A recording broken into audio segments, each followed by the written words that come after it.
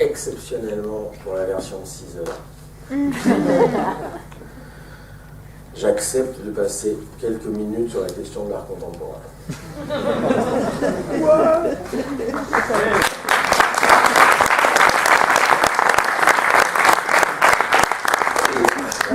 Comme je ne la fais pas souvent, je ne veux pas me tromper dans les citations, donc je les ai imprimées. Je suis très très prudent avec la critique de l'art contemporain, parce que si vous ne prenez pas le temps d'expliquer ce que c'est que cette arnaque gigantesque, si vous n'avez que quelques minutes, on va vous soupçonner d'être réactionnaire, d'être poujadiste, d'attaquer là, en gros de faire partie du Front National. Et donc c'est très délicat de s'en prendre à l'art contemporain, et moi je prétends qu'une des tâches de la gauche est de se battre contre ça. Et vous voyez bien comment la gauche s'est piégée dans le piège culturel, dans le piège artistique. On a le temps, on va prendre un petit quart d'heure, ça vous va? J'ai eu l'intuition la première fois j'ai eu le déclic en regardant une émission d'Arte sur la CIA. Arte. Au revoir. Bon, la chaîne culturelle. Et alors, il y avait une émission à 4 épisodes qui était une histoire de la CIA. Regardez ça. Et là, je tombe sur un mec, un directeur de la CIA des années 60, qui dit: l'opération de désinformation la plus réussie de toute l'histoire de la CIA est le financement de l'art contemporain en Europe. Et là, je me suis dit, ok, là, il va falloir que je bosse. Lisez le livre de Florence Saunders, une historienne américaine, c'est sa thèse sur ce truc-là, sur le financement de la culture avec un grand cul. Lisez ce livre, ça s'appelle « Qui mène la danse ?» On le trouve encore tout à fait en librairie. Et elle vous explique comment la CIA va comprendre la nécessité absolue de détourner toute l'intelligentsia européenne de la tentation communiste. Tous les artistes, tous les intellectuels sont tentés par l'égalité communiste. Et les Américains ont un sacré problème avec ça. Et donc ils vont encourager des formes d'art qui ne disent plus rien sur rien, qui ne s'enracinent plus dans la société, qui ne parlent plus du monde, qui ne sont plus que des jeux formels, régressifs, cucu, concon, bébête et rigolo. Et ils vont encourager ça, ils vont financer ça, et ça va marcher. Ça va marcher parce qu'évidemment, quand vous flattez le caractère narcissique et régressif d'une personne en disant arrêtez de vous emmerder, arrêtez d'apprendre à sculpter, arrêtez de parler de la société, tout ça, c'est dépassé, c'est du réalisme socialiste, faites-vous plaisir, etc. Il y a des gens qui sont prêts à l'entendre, surtout si on leur donne plein d'argent derrière, que cet argent vient de la CIA sans que personne ne le sache. L'histoire de l'Institut pour la liberté de la culture, tout ça, lisez le bouquin de Florence Saunders, tous ces machins. Par exemple, en 74 ou 71, j'ai un doute, il y a Brejnev, 74, c'est possible, ça soit encore Brejnev-Nixon, 74, c'est possible, mais bref, bon, peu importe. Il y a un risque de famine en Russie, et Nixon va accepter de filer à Brejnev en secret des millions de tonnes de blé. Et alors, il y a eu une petite expo d'art contemporain dans Moscou par des jeunes artistes qui font des trucs nazes, des trucs provocateurs, voilà. Et puis elle a été rasée au bulldozer, c'était dans un terrain vague. Évidemment, tout de suite, les flics sont arrivés, les soviétiques, allez, dégage. Et les Américains vont conditionner la livraison des millions de tonnes de blé à la tenue de cette expo. Et c'est une petite clique de 10-15 artistes, c'est pas grand-chose, voilà.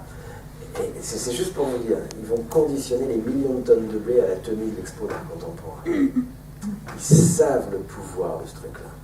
C'est extraordinaire. Qu'est-ce que je peux vous dire? L'idée de l'art contemporain, c'est d'éliminer le travail. C'est de l'art complètement idéologique. Si vous voulez, il y a un artiste français, il signe, quand il va au resto, il a une nappe en papier, il déchire un coin, il le signe. Et puis quand il a, je ne sais plus combien, je ne suis pas spécialiste de ça, mais quand il a, disons, 12 déchirouillis, je dis n'importe quoi, il en fait une œuvre. Bon, ça s'est vendu, son truc, il y a 4 ans, à la Biennale de New York, 200 000 €, et puis ça rentre dans des fonds spéculatifs à la Société Générale, ça va devenir 400 000 € qui vont devenir 600 000 €, c'est un marché de l'art, et puis François Pinault va pouvoir y aller et défiscaliser.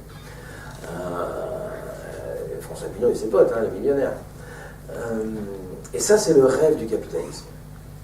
Le rêve du capitalisme, c'est de fabriquer de la valeur sans fabriquer de la richesse.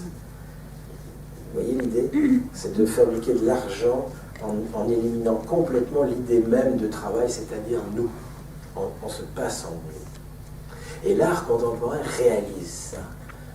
Et dès les années 60, vous avez des galeries en France qui vont absolument virer tout ce qui est peinture, tout ce qui est sculpture, et qui vont se mettre à exposer du non-travail. Et vous avez des milliers d'artistes qui vont se mettre à crever la faim. C'est des gens qui continuent d'apprendre à travailler une forme, à travailler une matière, à souder, à sculpter, à peindre, tout ça va disparaître. Et ils vont se retrouver dans une marginalité considérable.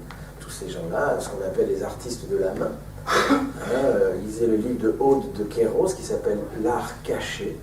Et c'est extrêmement édifiant. Et va se mettre en place cette espèce d'art de marché qui s'appelle l'art contemporain. À partir du geste de Duchamp sur le noir, les Américains vont comprendre un truc génial. Duchamp est un vrai artiste. Il fait un jour une provocation avec un urinoir, et les Américains ont un flash. Ils se disent, mais bon Dieu, mais c'est bien sûr. Pourquoi attendre le jugement de la postérité? Pourquoi attendre 2 siècles que le public décide qu'une œuvre a de la valeur? Un Rembrandt, un Picasso, j'en sais rien. Il suffit d'inverser le truc. Il ne faut pas attendre que ça soit l'œuvre qui fasse l'artiste. Il faut faire le contraire. Il faut désigner des gens, se mettre d'accord entre nous, désigner des gens comme artistes, et à ce moment-là, tout ce qu'ils font, c'est de l'art. Et c'est de l'art immédiatement. Et donc, vous pouvez construire un marché avec ça, alors que vous ne pouvez pas faire un marché avec du Velázquez, parce qu'il n'y en a pas assez. Alors qu'avec du Damien Hirst, vous pouvez, parce qu'il suffit de remplir une armoire avec des gélules, et que vous pouvez le faire plusieurs fois par jour. Qu'est-ce qu'il faut pour qu'il y ait un marché? Il faut 3 conditions. Il faut des riches, des millionnaires. C'est pour ça qu'il y a un marché de l'art qui émerge en Chine. Il faut des œuvres à profusion. C'est à ça que sert l'art contemporain, de pouvoir fournir ce marché. Et il faut qu'une institution garantisse la valeur de cette œuvre et la cote de l'artiste. Et ça, c'est le ministère de la Culture chez nous. Et il fait ça avec de l'argent public. C'est pour ça que je trouve qu'on a le droit d'en parler. D'accord? Quand le ministère de la Culture achète avec l'argent public à des sommes extravagantes, des âneries, des andouilleries, des gags, cucu, concon, bébête et rigolo, il crée une cote, et par décision du Conseil d'État de 1991, ça c'est dans le livre de Christine Sourja qui s'appelle « Les mirages de l'art contemporain », par décision du Conseil d'État, le prix d'achat des œuvres d'art contemporain par l'État, par le FNAC, est tenu secret. C'est une des seules exceptions dans la République française. Vous ne pouvez pas avoir accès à cette information. Ni les journalistes, ni les députés, je crois, enfin, on ne sait rien, c'est à vérifier. Mais en tout cas, c'est secret. Parce que ça pourrait nuire à la cote de l'artiste. Et donc, vous avez cette triangulation, une institution qui garantit le truc et qui se met d'accord pour dire lui, lui et lui. On va dire que c'est des artistes. À partir de ce moment-là, on peut vendre leur truc à des sommes complètement délirantes et on peut faire un marché de l'art. Moi, ça ne me gêne pas que les riches s'amusent avec des âneries. Je m'en fous. Les riches font ce qu'ils veulent avec leur pognon. Mais là c'est pas avec leur pognon, c'est avec notre pognon qu'ils font ça. Puisqu'il y a le ministère de la Culture derrière. Et donc là, il y a un sacré problème. C'est pour ça que ce qu'on appelle l'art contemporain, et ça c'est une sublime arnaque, ça fallait y penser. Il fallait la trouver, celle-là. C'est génial. L'art contemporain, ça veut dire que c'est aujourd'hui, mais c'est comme ça qu'on fait de l'art. Pas du tout. L'art contemporain n'est pas un art qui suit une évolution de l'art, c'est une rupture idéologique et politique. L'art contemporain, par exemple, prétend, il le dit, prétend expulser la question du beau.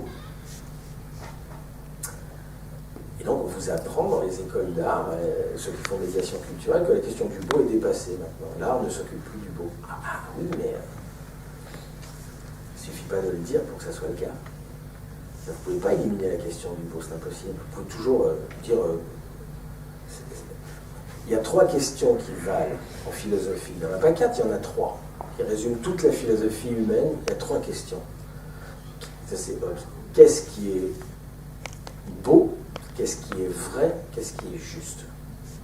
Qu'est-ce que le beau? Qu'est-ce que le vrai? La question de la vérité. Qu'est-ce que le juste? La question de la justice.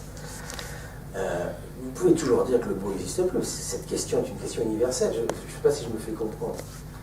Imaginez un État qui dirait le vrai n'existe plus. Question de la vérité, fini. Ça n'existe pas, la vérité. Ou qui dirait la justice, ça n'existe pas. Il n'y a plus de justice. Vous voyez ce que ça donne? Bien, l'État fait ça. L'État fait ça en disant le beau n'existe plus. Ah oui, c'est que la question du beau, c'est pas parce que Jacques Lang décide que ça n'existe plus que c'est une question qui existera toujours. Et donc c'est un art complètement idéologique dans lequel on inverse le truc et c'est désormais le regardeur qui crée l'œuvre d'art. C'est-à-dire c'est plus l'œuvre d'art qui crée le public, c'est le contraire. C'est-à-dire qu'on met, comme j'ai vu à la FIAC, je suis allé à la FIAC avec Mermet il y a 2 ans, vous avez 30 petites cuillères et c'est à vous de décider ce que... Mettez le sens que vous voulez là-dessus. Il n'y a plus de sens, c'est vous qui le mettez. Moi j'ai mis 30 petites cuillères. Elle va cher. Hein. Elle va cher. Vous avez écouté dans l'émission 3 réacs à la FIAC. On s'est fait plaisir avec leur À un moment, on arrive dans un stand et moi je repère un petit crochet, 1,50 €, un crochet Castorama, un crochet. Et le nom d'un artiste en dessous. Le petit cadre. Et donc je dis à Mermet, je dis ça c'est une œuvre. Mermet me dit non, pas déconner. Je dis si, c'est une œuvre, tu vas voir. Non, je suis sûr que non. Donc on arrive, on fait un peu les niais. Et donc Mermet il dit au gariste, donc un jeune gars, tu vois, qui est à fond dedans, qui veut aider les artistes français. Enfin voilà, il essaie de se convaincre. Le rôle d'un critique d'art, c'est de se persuader de ce qu'il raconte. Hein. Bon. Et donc Mermet dit c'est le crochet, c'est parce que vous attendez le tableau, enfin l'œuvre. Et donc le gars, voyant pas le piège, très gentiment dit ah non, c'est l'œuvre. Donc l'autre dit ah bon, c'est l'œuvre. Mais ça vaut combien? Et alors là le gars dit ah mais il faut pas commencer par poser cette question. Pourquoi tout de suite vouloir savoir combien ça vaut? Non, laissez-vous imprégner par le... Donc le mec dit non mais je suis imprégné à mort, mais combien ça vaut? Et donc le gars dit bon, vous voulez savoir combien ça vaut? Ben oui, on vous le demande, oui, bon, ça vaut 15 000 €. D'accord. Et on doit le mettre où? Mais où vous voulez. Ah bon, faut pas que... Enfin, je sais pas, l'artiste va me demander de le mettre dans un certain endroit. Non, pas du tout, vous le mettez où vous voulez. Donc, je peux le mettre dans mes toilettes? Oui, si c'est ça que vous sentez.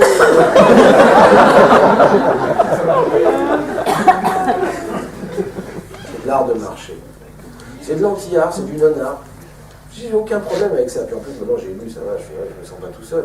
C'est vraiment une décision de casser la question de l'art. Mais je veux dire, bon voilà, c'est pas parce que tu décides de la casser, parce qu'il y a un pouvoir complètement taré, et parce que des riches décident de se faire du fric avec ça, que la question de l'art cesse d'exister. Demandez à tous les artistes qui crèvent la dalle aujourd'hui en France, et il y en a peut-être ici, enfin, je veux dire, qui font ce qu'ils peuvent pour vendre, pour sculpter, tout ça, qui continuent le travail de la main. Bon, alors, ils devraient plutôt se faire reconnaître, sauf que là, pour que votre crochet vaille 15 000 €, il faut que vous soyez dans un certain nombre de réseaux. Il faut qu'on décide qu'on va jouer ça avec vous.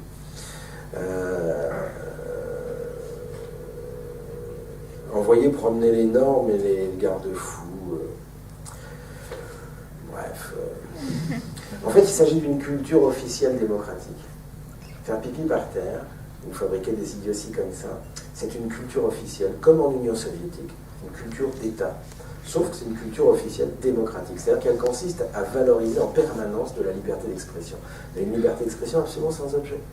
C'est-à-dire une expression qui n'est jamais subversive, qui n'est que transgressive. Vous voyez la différence entre une transgression et une subversion?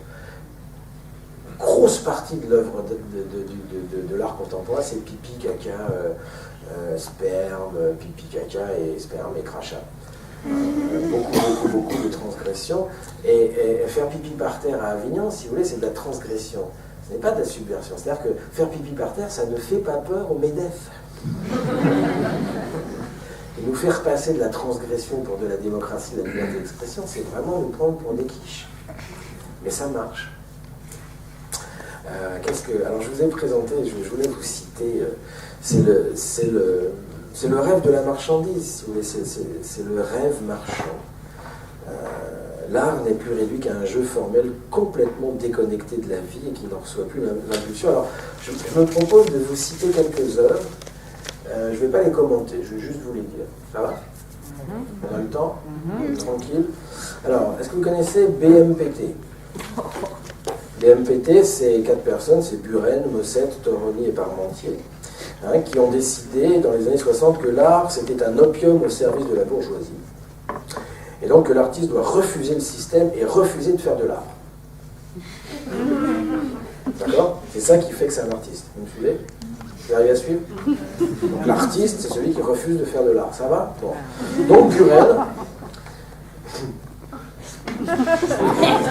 Donc Buren décide qu'il ne fera plus que des rayures verticales.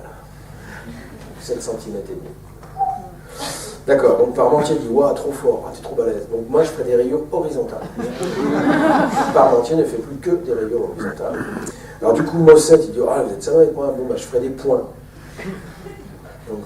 D'accord? Et des petits ronds. Et comme Mossette fait des petits ronds, Toroni dit « Bon, bah, je ferai des carrés, hein, des petits carrés. » Voilà, ils ont tenu parole hein, en tenant toute leur vie une peinture minimale.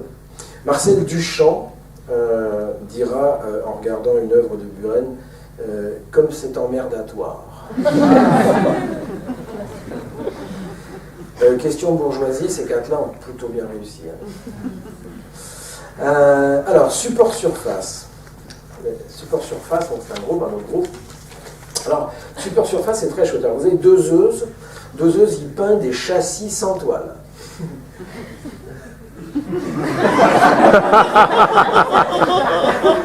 Allez, c'est balèze, c'est le sport.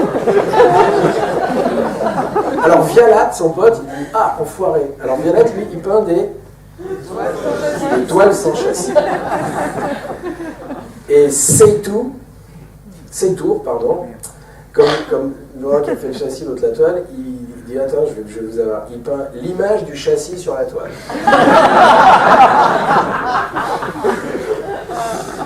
Voulant en finir avec les conventions de la peinture, tous finiront professeurs dans les écoles d'art. Hein.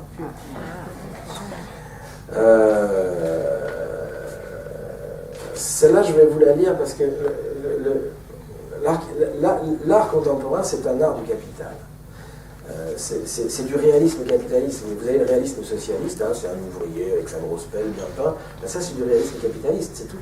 C'est-à-dire, c'est de l'art d'État. C'est une esthétique officielle. Je cite « Je ne voulais pas laisser la beauté à ceux qui pensent que la beauté est du côté du métier. Ceux qui prétendent vendre non pas une œuvre mais une idée, dit Christine Chaurzin, devraient planer dans le ciel du pur désintéressement. Or, ils sont loin de cracher sur le matérialisme de la rétribution. » Il y a cette idée du refus de l'évaluation. Si vous voulez participer, quand le public participe à l'œuvre d'art contemporaine, participer, c'est refuser de juger. Mais ça, ceux qui sont dans la politique de la ville le savent. Hein. La démocratie participative, ça sert à nous empêcher de juger. On ne peut que participer. Donc participer, c'est pas dire ça va pas, c'est nul, ce quartier c'est de la merde, et ce que fait le maire c'est n'importe quoi. Non, ça c'est pas participer. C'est donc anti-politique. Hein. Le sens de l'œuvre n'est plus la déduction de sa forme. Alors je cite, on y va. Allez, je vous donne 10 exemples. Alors, vous avez Ankarawa. Vous connaissez? Alors Ankarawa, lui, il dactylographie les années passées, puis les relie en volume, d'accord, depuis 999 000, l'année moins 999 882, ça va? Il les dactylographie. Donc 999 881, 999 830, jusqu'en 997 400 avant Jésus-Christ. Donc il les dactylographie, il tape et puis il les relie en volume, ça va? Et donc c'est parce que c'est un hommage à tous ceux qui sont morts. Alors, c'est dommage qu'il n'ait pas une copine qui soit anthropologue, parce que l'homo sapiens, c'était pas né, il n'y avait pas de mort.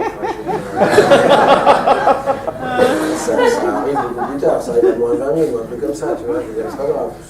C'est l'hommage à tous ceux qui sont morts. Enfin bref, l'État français, via le FNAC, va acheter 10 volumes de cette œuvre. Le prix est tenu secret. Alors vous avez Klaus Kloski. Alors lui c'est plus marrant, il classe les 1000 premiers nombres par ordre alphabétique.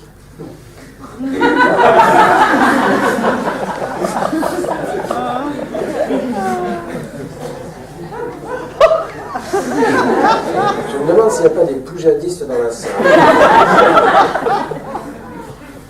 Alors, Opalka. Alors, Opalka, c'est très chouette, lui. Il s'est amusé à peindre des nombres de plus en plus blancs. Donc, il peint sur une toile, hein, donc il peint des nombres. Et puis, toute sa vie, donc, il a fait ça pendant un nombre d'années absolument considérable. Et c'est de plus en plus blanc. Donc, alors, la toile est devenue totalement blanc au 1 000e. Et juste avant de mourir, il vient de mourir, il en était au 6 millionième. Il avait évidemment vendu une somme extravagante, sa dernière toile, c'est-à-dire la toile, quand il serait au moment où il mourrait, il avait prévendu cette toile. C'est de l'art contemporain, c'est un peu d'art de marché quand même. Le jeu de paume a accroché l'œuvre en célébrant un art complètement dégagé des contingences de la vie. Et Opalka dit « J'ai compris le sens de ma vie dans le non-sens à peindre une suite de signes logiques allant nulle part et avançant à la rencontre de moi-même. » J'en cite que 10, hein, puis après on passe à autre chose. Vous avez Art Schwager. Alors lui, il a fait un polyptyque en formica, très grande réussite qui évoque le retable de l'agneau mystique de Van Eyck, ou plutôt l'armoire ouverte de ma concierge. Donc c'est un polyptyque, quand vous ouvrez, il n'y a rien dedans, en formica. Et la FNAC, le FNAC c'est le Fonds National d'Achat d'Art Contemporain. Le FNAC dit, pour ouvrir les guillemets, les promesses que suscite la possibilité d'ouvrir une structure fermée sont déçues par ce singulier polyptyque. L'intérieur ne contient rien de plus que l'extérieur et l'ouverture des panneaux n'apportera aucun sens nouveau. La structure du retable se voit mise au service de la répétition du même. Alors on appelle ça du discours délirant. Tout le discours artistique, c'est du discours délirant. On fait ça dans les ateliers de désintoxication à la langue de bois. Hein. On s'amuse maintenant, on demande à des gens de présenter une œuvre et de nous faire un acte de médiation culturelle. Donc voilà, ils mettent une biscotte là-dessus, puis ils nous disent, alors voilà, cette permanence du permanent et de l'impermanent dans un re-questionnement de la verticalité, enfin tu vois, on se marche. Et donc, si vous regardez l'édito, par exemple, d'un spectacle de danse contemporaine, c'est souvent très impressionnant. Mireille Duchemol réinvente une histoire de la diagonale à travers une aventure de la peau toujours renouvelée. Tu vois, tu regardes le truc, tu dis, ouais, ça a l'air balèze. Puis tu le relis une deuxième fois calmement, et ça ne veut rien dire. Ça n'a absolument aucun sens. Et c'est pour ça que c'est de l'art. Si ça dit quelque chose, c'est pas de l'art. Vous avez Christian Boltanski, quand il a fait son tas de fringues au Grand Palais, il y a 2 ans, il y a 3 ans, monumental, vous savez, une fois par an au Grand Palais, il y a une œuvre monumentale. Donc Christian Boltanski, il avait fait un tas de fringues, il avait acheté des milliers de fripes aux Emmaüs, il avait fait une grosse montagne de vêtements. Et puis, il y avait des haut-parleurs autour, puis ça faisait boum, boum, des bruits de cœur humains, boum, boum, comme ça. Et puis, il avait demandé à ce que le Grand Palais soit ni chauffé, ni éclairé. Ça coûtait 30 € l'entrée, tu te caillais les miches, et donc tu faisais une fois le tour du tas de fringues, puis tu ressortais. Bon.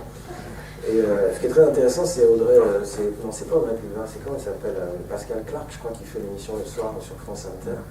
Je ne sais plus laquelle, enfin, il y a une animatrice qui l'interroge, et alors elle, c'est terrible parce qu'elle est pleine de bonne volonté, donc elle essaie de mettre du sens dans le truc, donc elle lui dit Christian Boltanski, est-ce que votre œuvre veut symboliser la Shoah? Donc lui répond non, pas du tout, non. Et elle insiste. Elle dit, pourtant Christian Boltanski, enfin cet tas de vêtements, on pourrait... Et l'autre commence à s'énerver, elle est marrante l'émission. Je lui dis, mais arrêtez de vouloir me faire dire quelque chose, enfin je suis un artiste. Animateur de socio-cul dans une MJC, le mec, tu vois. Il ne parle pas de choses, il fait un acte... Non, bref. Alors l'exposition Voilà.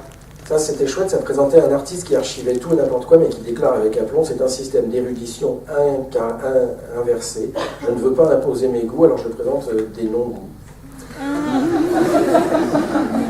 Bon, Bon, alors après, vous avez, comme sur la beauté, je vais passer parce qu'il y en a trop. Enfin, Nick Knight, lui, c'est un aquarium géant, fourmi des asticots au centre de la chapelle Saint-Charles. Vous avez Lee Bull, au MoMA, à New York. Lui, il a présenté des poissons en décomposition, en train de pourrir, avec des perles dessus.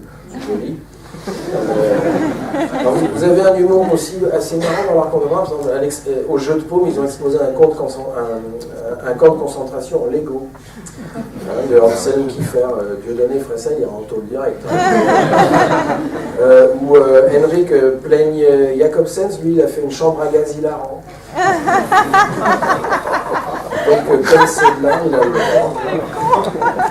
Ah, Paul McCartney, c'était chouette, vous avez suivi ça, c'était une ville du sud de la France. Il y avait un mannequin pantalon blessé qui était en train de pantalon baissé, qui était en train de forniquer à un arbre. Et c'était en pleine rue de, je ne sais plus quelle ville c'était dans le sud. Et donc le maire a interdit le truc, c'était tous les mondes qui passaient, qui voyaient un mec en train de baiser un arbre. Et donc le maire, qui était un réactionnaire de droite, manifestement, avait pas aimé. Alors, ils avaient fait un bordel, la drague, le ministère de la Culture avait hurlé à la censure, enfin bref, bon, Wim Delvoye, vous connaissez, c'est la machine à caca. Olivier Blancard, lui, travaille que avec du sperme d'artiste. Michel Jounial, à la galerie Templion, lui, après une messe en latin, il a fait manger son sang sous forme de boudin, afin d'être un archétype de la création. Oui, et Christine Surgeon dit un truc chouette, elle dit la régression n'a rien de neuf dans l'histoire humaine. La nouveauté, c'est son officialisation. C'est sa promotion au statut de normalité par le biais du mot magique culture et d'un appareillage intellectuel légitimateur. L'illusion de tout maîtriser par le concept révèle de l'infantilisme pédant. Vous avez des trucs pas mal aussi, c'est Iota Castro, donc ça, non, c'est pas grave, ça pas pour un Nice. Ah oui, Paraponaris, pardon. C'était drôle ça. Il avait une expo qui s'appelait Tout ce que je vous ai volé. Donc il volait des trucs à des gens dans la rue et il avait fait une expo. Mais ce con, il avait volé un vélo et le mec reconnaît son vélo. Donc le mec prend le vélo et porte plainte contre l'artiste. Et donc, catastrophe, il ne peut pas le reprendre, c'est devenu une œuvre d'art le truc. Donc la drague va monter au créneau en lui interdisant de reprendre son vélo et en disant que c'est honteux de saccager une œuvre d'art. Et le mec il dit mais je veux juste mon vélo, merde. Moi c'était à Marseille. Alors vous avez le body art, alors Santiago Sierra, lui, il a payé 6 pauvres à la vanne $30 pour avoir une ligne tatouée sur le corps. Bon, ça encore, pourquoi pas. Il a payé également des ouvriers africains 50 € par jour pour creuser 3000 trous inutiles pendant 37 heures par jour. Pendant 30 jours, 7 heures par jour en plein soleil. Puis ensuite, il les a fait reboucher. C'était, voilà, son truc, c'était 3000 trous inutiles. Bon, c'est sympa. Ah, John Cage, vous connaissez sa fameuse pièce silencieuse. Bon. Alors, ce qui est intéressant, c'est la définition qu'il en donne. Aucun sujet, aucune image, aucun goût, aucune beauté, aucun message, aucun talent, aucune technique, aucune idée, aucune invention, aucune intention, aucun art, aucun sentiment.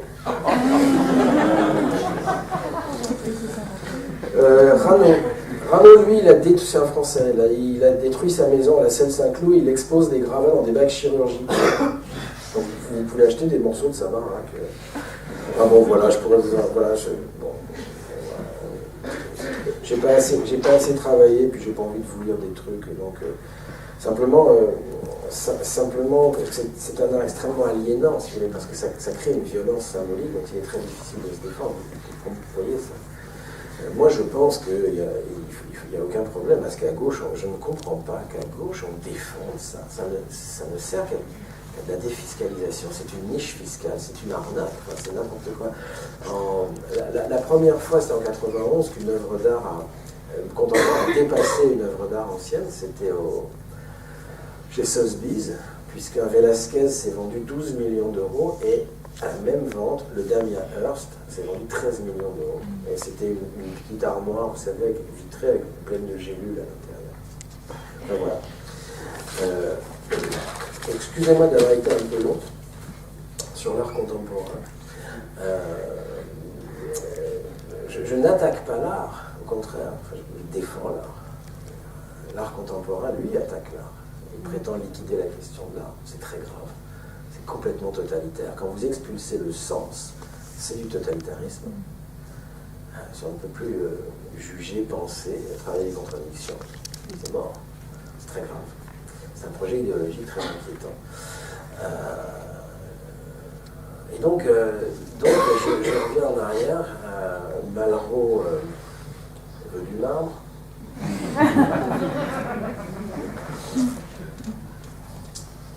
Cette réduction de la culture à l'art est un vrai problème. Moi, je suis allé dans plein de colloques où il y avait marqué l'art et la culture. Le Parti communiste, l'art et la culture.